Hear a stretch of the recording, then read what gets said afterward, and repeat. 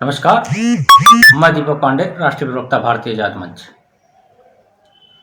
आप सभी राम भक्तों को सर्वप्रथम राम जन्मभूमि के पावन धरा पर आयोजित राम जन्म महोत्सव और रामनवमी की ढेर सारी शुभकामनाएं और बधाई। ईश्वर आप सभी को अपना आशीर्वाद हमेशा बनाए रखे। राम एक ऐसा शब्द जो वास्तविकता में न सिर्फ 2 अक्षर का शब्द बल्कि एक महामंत्र का होने का,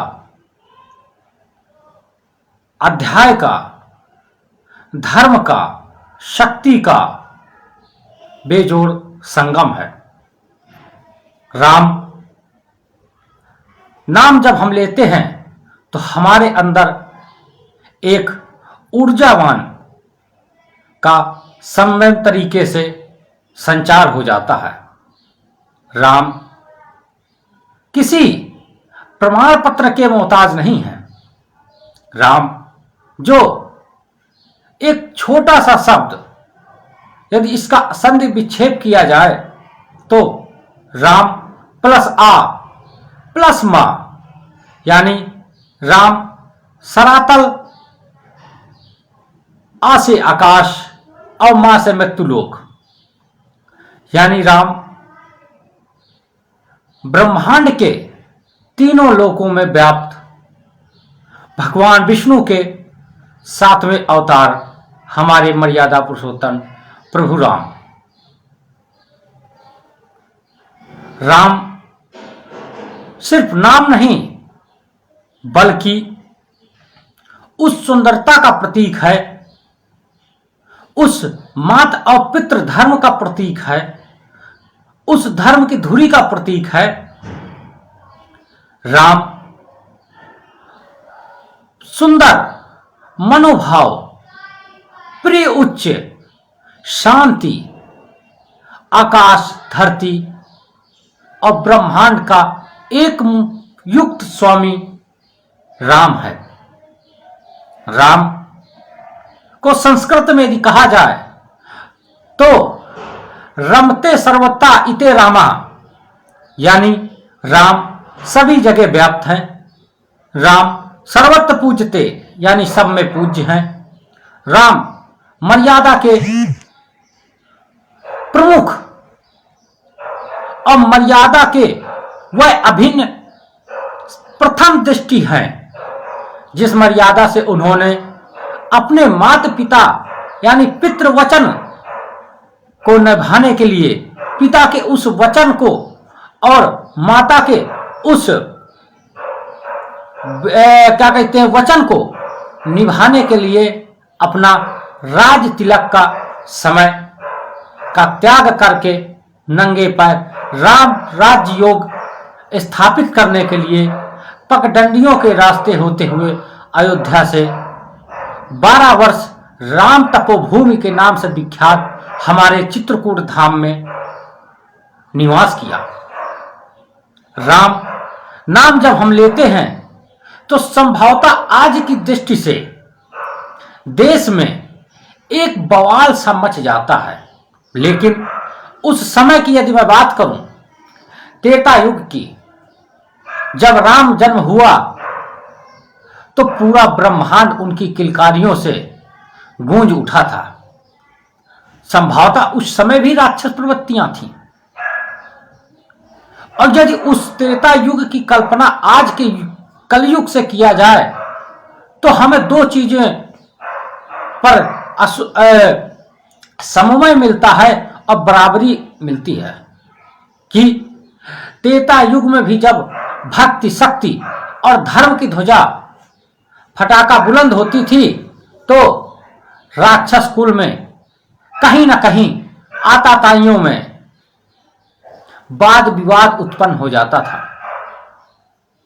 और वही पुण्य लोग, जो पुण्य आत्माएं थी उस युग की, वह अपने धर्म की लड़ाई के लिए अपने आप को उस धर्म की निष्ठावान तरीके से अपने आप को उस यज्ञ में आहुति नामा समर्पित कर देती थी।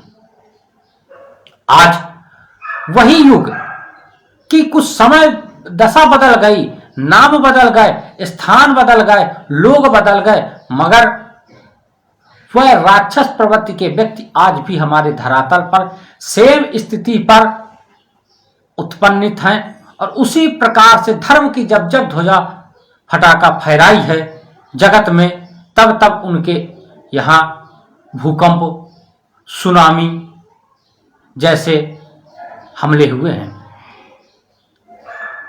सनातन किसी पहचान का नहीं है, राम किसी एक धर्म के नहीं हैं, बल्कि राम सर्वधर्म व्यापी। राम नाम जब हम लेते हैं तो उस नाम में हम किसी व्यक्ति विशेष को यह शब्द नहीं कहते हैं।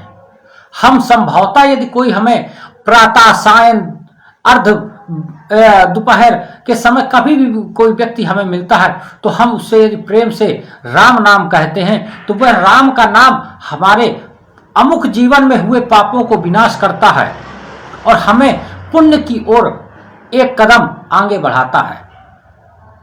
आज संभवतः पूरे देश में वह राम भक्तों द्वारा, राम को मानने वाले लोगों द्वारा राम जन्मभूमि पर आयोजित भव्य राम मंदिर पे आयोजित होने वाले सूर्य तिलक से प्रभु मर्यादा पुरुषोत्तम प्रभु राम का सूर्य तिलक अभिषेक अवश्य देखा होगा। संभवतः आज पूरा देश या पूरा विश्व राम जन्म महोत्सव बड़े धूमधाम से मना रहा है। राम नाम नहीं बल्कि राम का मतलब है पूरे ब्रह्मांड में नित्यहीन और रमा रमा रामा हेतु तत्व यानी स्वयं ब्रह्म, यानी स्वयं ब्रह्म, ब्रह्मांड ब्रह्मा जो कर कण में व्याप्त है, जो मन मन में व्याप्त है, जो शरीर के हर अभिन्न अंग में व्याप्त है, जो रक्त की धामिन कणिकाओं में व्याप्त है, जो हमें सुबह शाम सूर्य चंद्रमा के रूप में अपना आशीर्वाद देते हैं, वह हमारे प्रभु मर्यादा पुरुषोत्तम प्रभु राम हैं। आज्ञाकारी, कुल तारण, बड़ा प्रमुख, राम संगीत, राम धुन से व्याप्त हमारे प्रभु राम हैं। हिंदू धर्म में राम सिर्फ 2 अक्षर का नाम नहीं बल्कि पूरे ब्रह्मांड की धुरी है, जिनके नाम लेने मात्र से ही हमारे आसपास के प्रदूषित वातावरण में एक शुद्धि नामा वायु का प्रवाहन हो जाता है।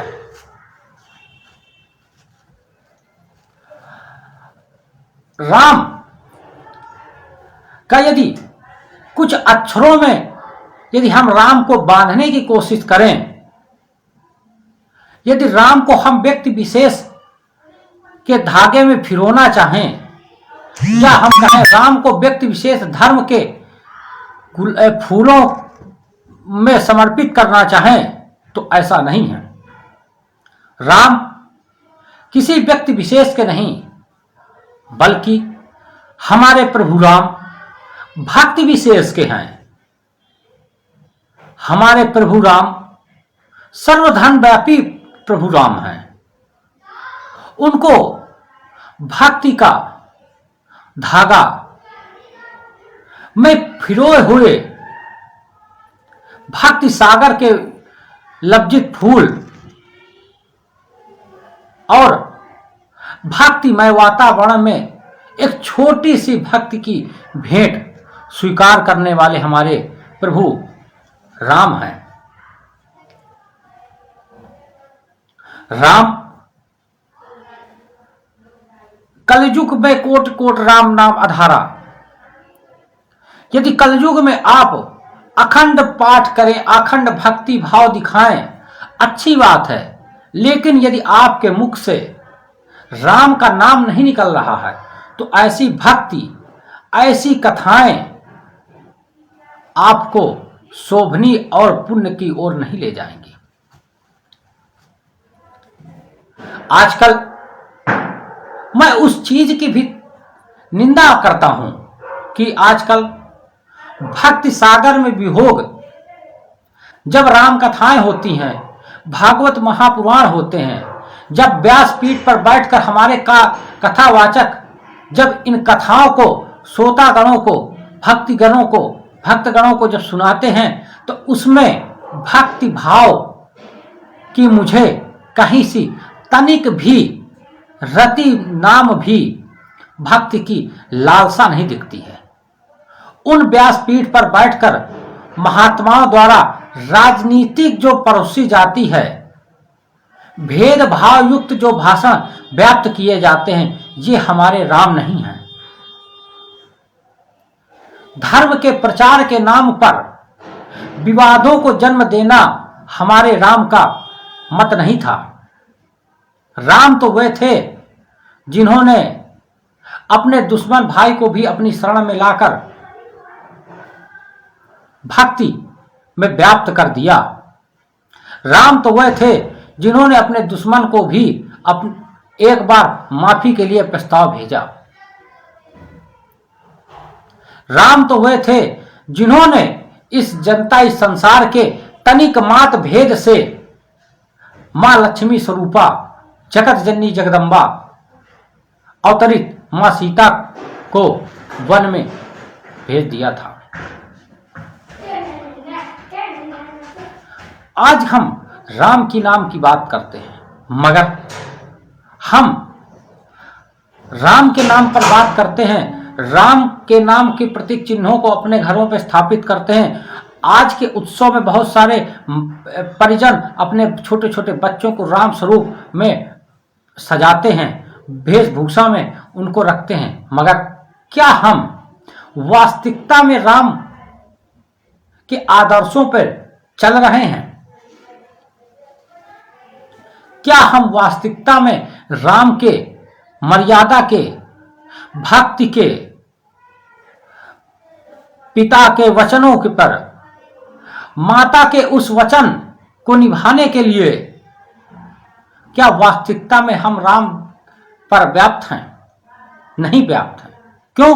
क्योंकि हम वह तनिक क्षण के लिए प्रभु राम की वेशभूषा में अपने बच्चों को रखते हैं, कृष्ण की वेशभूषा में अपने बच्चों को रखते हैं, बनाते हैं, लेकिन उनके मर्यादा के बिंदुओं पर चलने के लिए कभी भी प्रेशर या कभी भी उन पर मार्गदर्शन नहीं उनका करते हैं। क्यों? क्योंकि हमें ये पता है कि हम वास्तविकता में राम राज्य की कल्पना यदि कर रहे हैं तो प्रथम दृष्टि है कि हम अपने बच्चों को राम और राम पर आधारित चित्रण प्लस राम के दिए गए मार्गदर्शनों पर और उनके द्वारा किए गए पुण्य कार्यों को, उनके द्वारा उनके चरित्रों पर रचित रामचरितमानस हो या रामायण का अध्ययन नहीं कराते। यदि हम वास्तविकता में अपने बच्चे के अंदर राम और भाई प्रेम में भरत भाई प्रेम देखना चाहते हैं तो हमें इन चंद बिंदुओं पर भी गौर करना होगा कि एक तरफ जहां प्रभु राम 14 वर्ष के वनवास के लिए वन में भटकते हैं, तो वहीं दूसरी तरफ माता के कई जन्मित पुत्र भरत भी नगर से बाहर एक कुश की कुटिया बनाकर अपना 14 वर्ष जीवन व्याप्त करते हैं और उनके चरण पादुकाओं को लेकर उससे राज्य का निर्वहन करते हैं और राज्य को चलाते हैं। आज क्या वास्तविकता में ये चीज संभव है? नहीं संभव है। क्यों? क्योंकि हमारे अंदर मोक्ष की प्राप्ति ना होकर माया की प्राप्ति का ज्यादा लालसा जागृत हो जाती है। आज भाई भाई की हानि पहुंचाने के लिए तत्पर है, पति पति की हानि और क्षति पहुंचाने के लिए तत्पर है, और हम वहां पर राम राज्य की कल्पना करते हैं, अपने बच्चों को राम पर आधारित करते हैं। नहीं, हम वास्तविकता में यदि अपने यहाँ पर राम राज्य की कल्पना करते हैं, हम पूरे देश में राम राज्य की यदि कल्पना करते हैं तो उस कल्पना की जो प्रथम नींव होगी वह आपके परिवार के उस बच्चे से होगी जो बच्चा आने वाली पीढ़ी को अपना मार्गदर्शन देगा। राम राज्य की हम कल्पना सरकारों से करते हैं, ये वास्तविकता में गलत है। हम राम राज्य की यदि कल्पना सरकार से करते हैं तो उस कल्पना में हमारा कितना दायित्व है, हमने कितना उस सरकार को अपना राम राज्य की परिकल्पना किया है, ये हमारा औचित्य बनता है। लेकिन ऐसा नहीं है। हम बड़े स्तर पर राम मंच का आयोजन करते हैं, मगर अपने घर में राम के नाम पर यदि कोई बच्चा सुबह से राम राम कहता है तो हम उसको डांट कर hi hello how are you और फलाना दीवाना इंग्लिश के ऐसे पश्चिम देशी सभ्यता को अपने बच्चों को आकर्षित करते हैं, उसकी ओर उनका आकर्षण बढ़ाते हैं। आज हमारा देश को आप ये सोचिए कि हमारा देश उस युग का देश है जिस युग में ये पश्चिम देश सभ्यता हमारे यहाँ आकर हमसे ही शास्त्रों और शस्त्रों की विद्या लेते थे। आज हम अपने शास्त्रों को छोड़कर अपनी रामचरितमानस, महापुराण, भागवत, 16 पुराण, 18 अध्याय जैसे ग्रंथों को छोड़, 4 वेदों को छोड़कर हम इनकी पश्चिम देशी सभ्यताओं को लेकर आगे बढ़ते हैं। तो हम यहाँ राम राज्य की कल्पना नहीं, यहाँ सिर्फ फूट डालो राज्य करो वाली कल्पना ही स्थापित कर सकते हैं। रामचरितमानस हमें जो चित्रण सिखाती है वह हमें वास्तविकता में परिवार को चलाना, समाज को चलाना, समाज पर खड़े होना, आपस में भाईचारा बनाना, यानी एक अच्छा खासा परिवार को संयोजित करके चलाने का चित्रण रामचरितमानस है।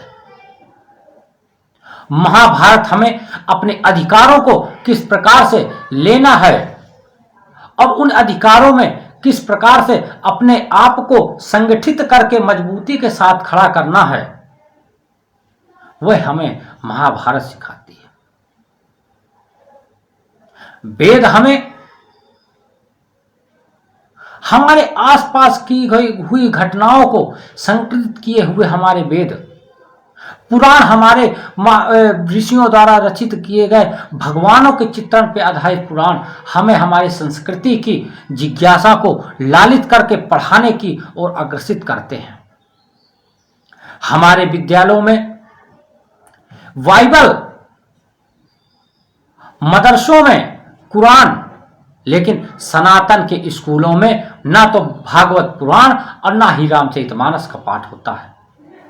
यानी अन्य धर्म अपने ग्रंथों को लेकर अपने बच्चों को पढ़ाते हैं, उन पर चलने का प्रोत्साहित करते हैं, परिश्रम कराते हैं, मार्गदर्शन कराते हैं ग्रंथों के आधार पर। लेकिन हम जो खुद को राम भक्त स्वीकार करते हैं, राम भक्त मानते हैं, राम कुल के वंशज मानते हैं, राम को अपना पूर्वज मानते हैं, वह लोग, हम लोग रामचरितमानस, भागवत पुराण, महाभारत, 16 वेदों का ज्ञात अपने बच्चों को ज्ञान नहीं कराते हैं।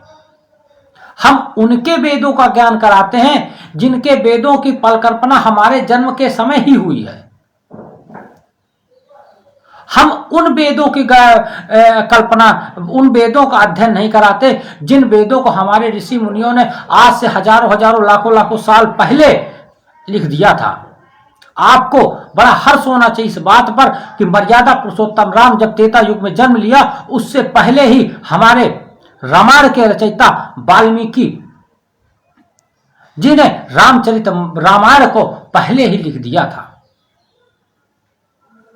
आपको उस पर भी आपको गौरवित महसूस होना चाहिए कि जब हमारे रामचरितमानस के रचयिता परम पूज्य संत शिरोमणि तुलसीदास जी महाराज द्वारा जब रामचरितमानस का लेखन हो रहा था बनारस के घाट पे, तो राजा अकबर ने उनको कैद खाने में कैद करवा लिया था।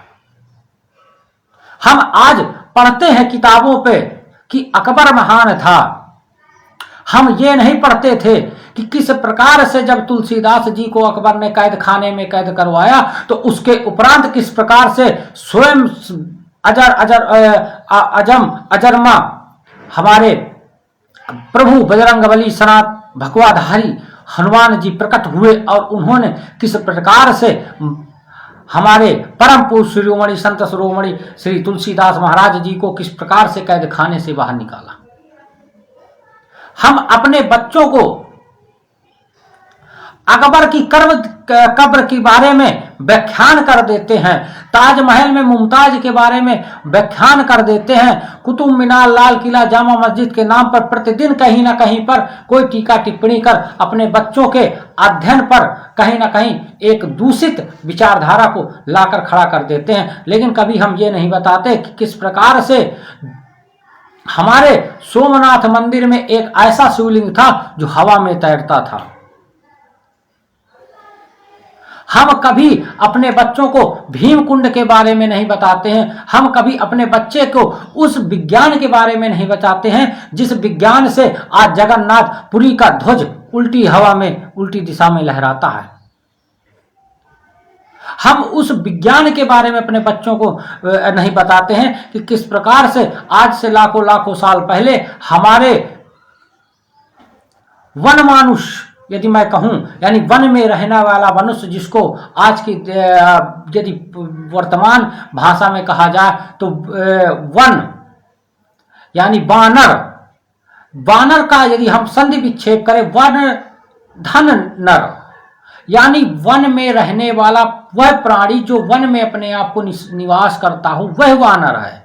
लेकिन हमने इस चीज को ना कहकर हमने वन नारर जो है को बंदर का स्वरूप दिखा दिया। वन नर यानी वानर जो शब्द है, इस शब्द का यदि हम अर्थ करें तो इनके द्वारा लंका में किस प्रकार से लंका जाने के लिए समुद्र पर राम सेतु का निर्माण किया गया, हम इसकी परिकल्पना अपने बच्चों को नहीं पढ़ाते हैं। हम एलोन मस्क की टेक्नोलॉजी पढ़ाएंगे, नासा की टेक्नोलॉजी पढ़ाएंगे, लेकिन हम अपने बच्चों को धरती पर बह रही मां गंगा की पवित्रता के बारे में नहीं पढ़ाएंगे। बहुत से लोगों ने इस बार महाकुंभ पर जो है स्नान किया, बड़ा प्रचार प्रसार हुआ, लेकिन अब उसके बाद उस कुंभ को लोग भूल जाएंगे, उस मां गंगा को भूल जाएंगे, उस मां यमुना को भूल जाएंगे, उस त्रिवेणी को भूल जाएंगे। क्यों? क्योंकि हमें उन चीजों को याद करने में ज्यादा अच्छा लगता है जो चीजें पश्चिम देशों में घट रही हैं। हम अपने इतिहास को याद करना मुनासिब नहीं समझते, बल्कि उस इतिहास को याद करना मुनासिब समझते हैं और उस इतिहास को अपना जीवन का अभिन्न अंग समझते हैं जिस इतिहास में हमारे धर्मों को नष्ट करने का काम किया गया, हमारे नालंदा विश्वविद्यालय को जलाने का काम किया गया। हम उन आताताइयों को ग्रंथ किताबों में याद रखते हैं। ये हमारे लिए अत्यंत दुर्भाग्यपूर्ण है।